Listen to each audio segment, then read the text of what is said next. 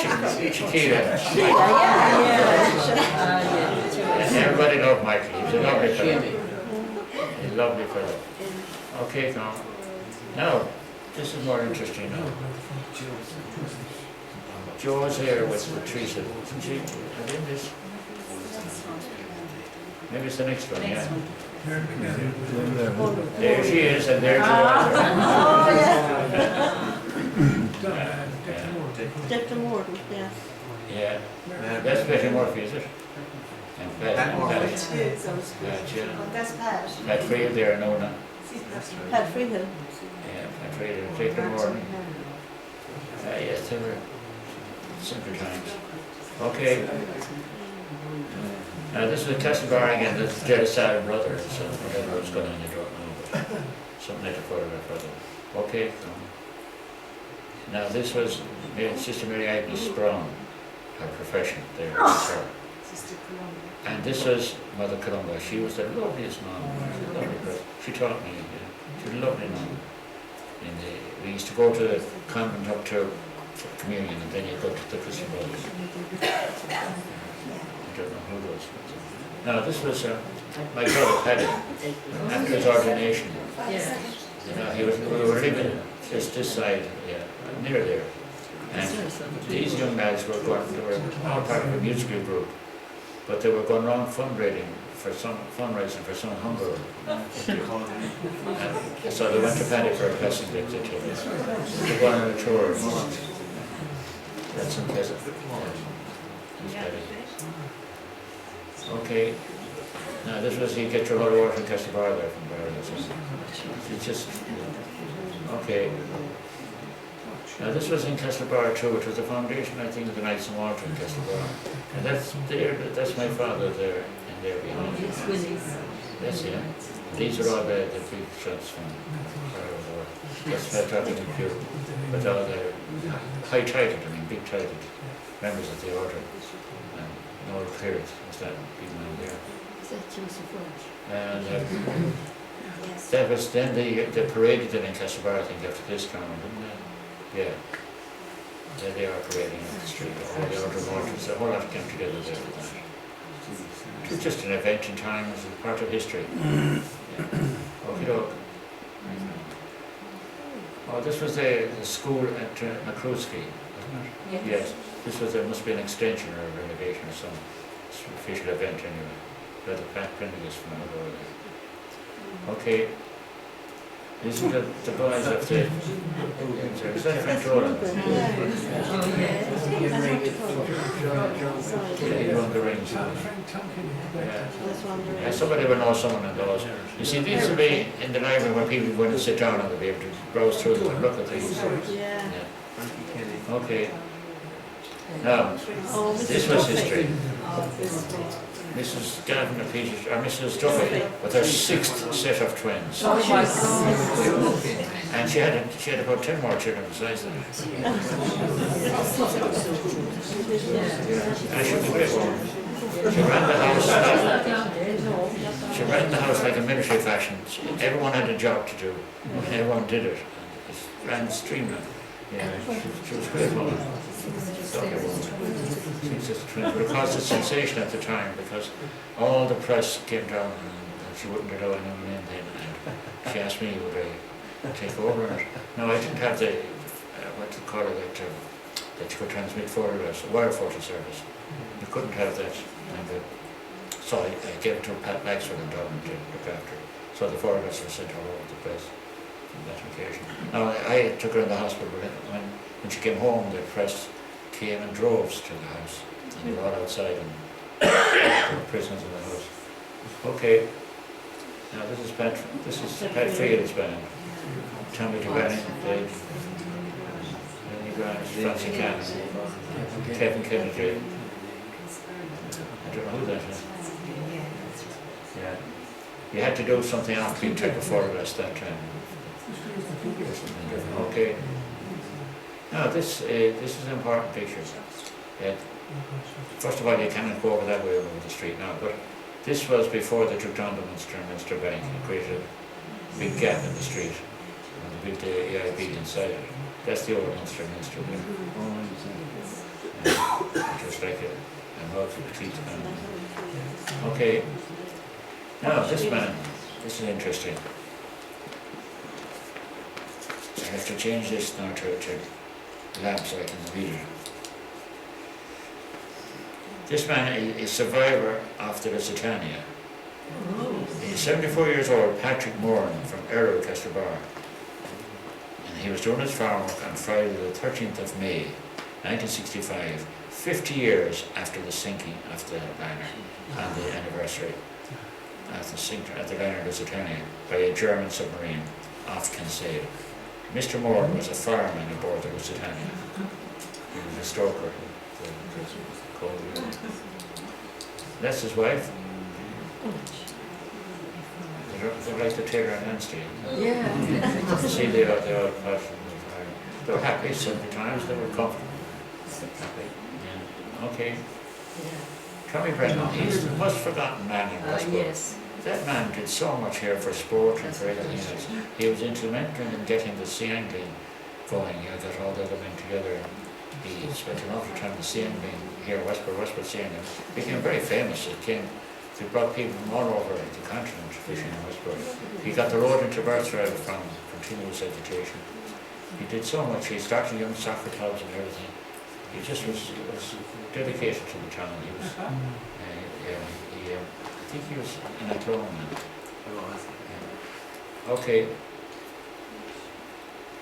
Now this was Kelly's brought in timber to the quay in Westport by ship. This was fairly regular to have boats come into the quay. All right, Colonel. There's Betty Joe Kelly there.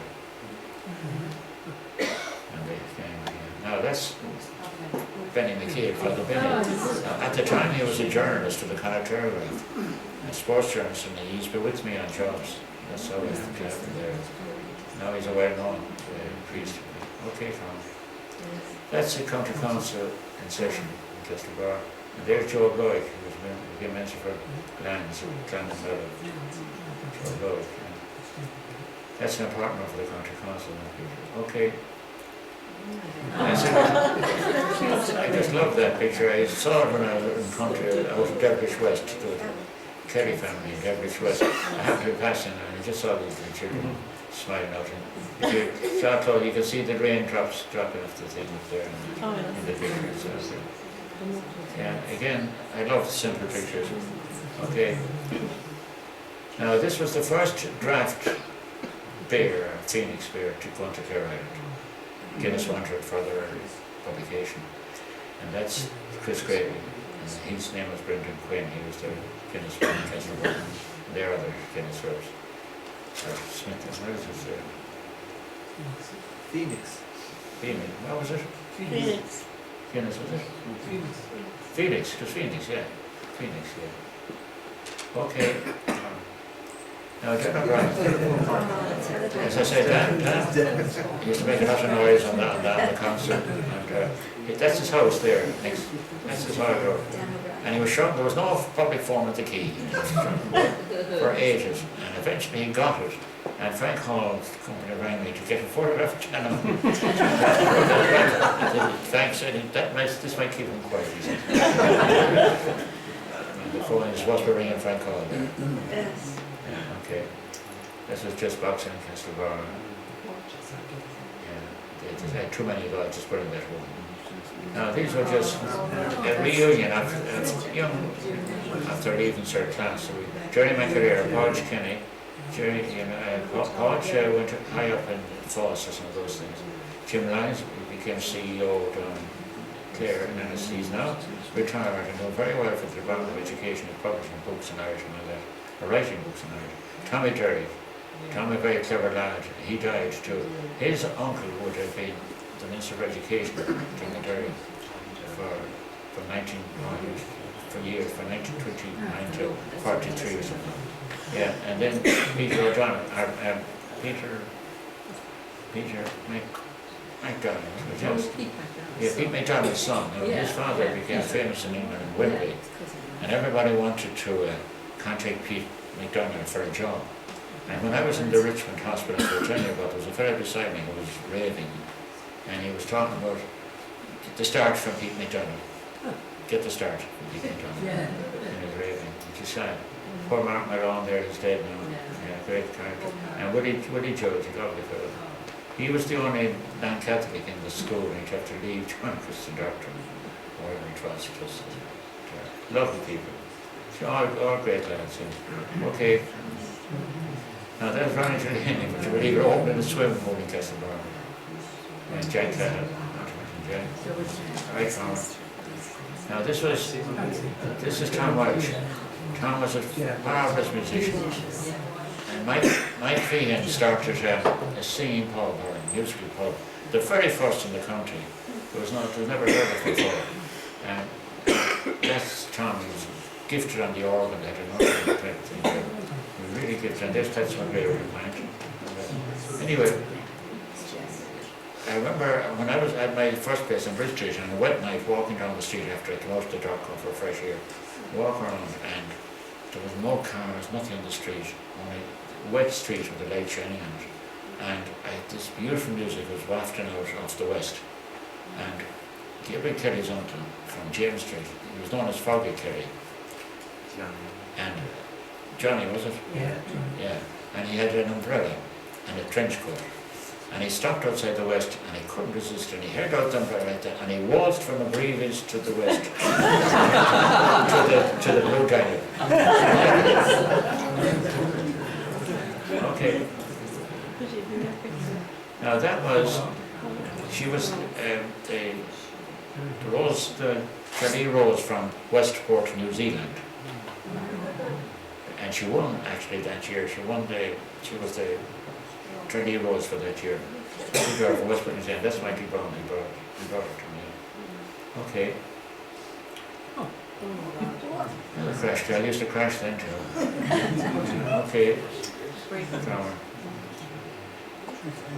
Oh, this was a plane coming back from Ballymena. That's local businessmen. After the twinning of Castlebar and Ballymena. Right, Carl? And there's the gentleman, John Clear, editor of the Connaught Telegram. Kilkelly,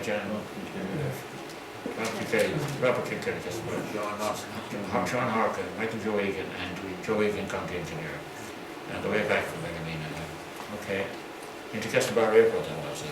Now this is the O'Connor's Bakery, the Western Pride, who became so big eventually that it's now Pride, what is it?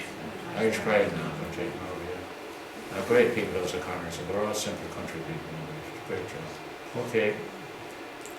Now this was a voluntary work on a road to the cemetery, the home also from. Yeah. Yeah. Yeah, but voluntary done themselves down to the cemetery. Yeah. Okay, so that's done it to us on our voluntary.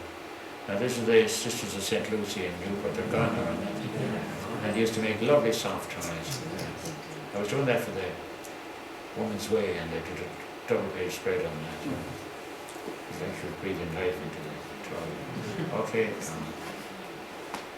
that was table tennis on us, just shows those things were going. All right.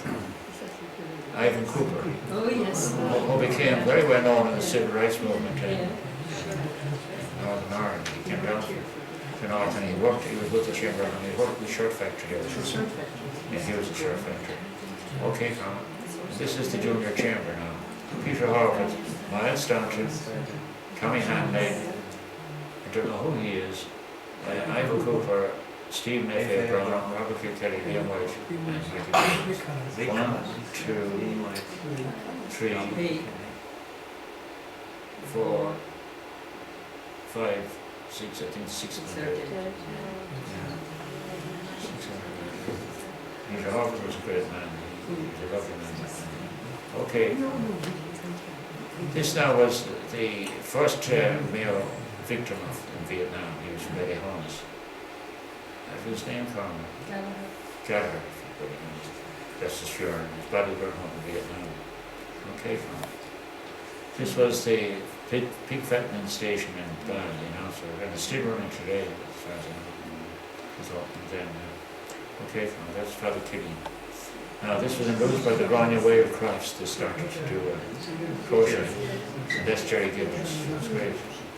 All right, that's another, the network to there's Father Moore in Castlebar, or in Lewisburg, Father Moore, that has started all this industry, and it was great, the sold an awful lot of it.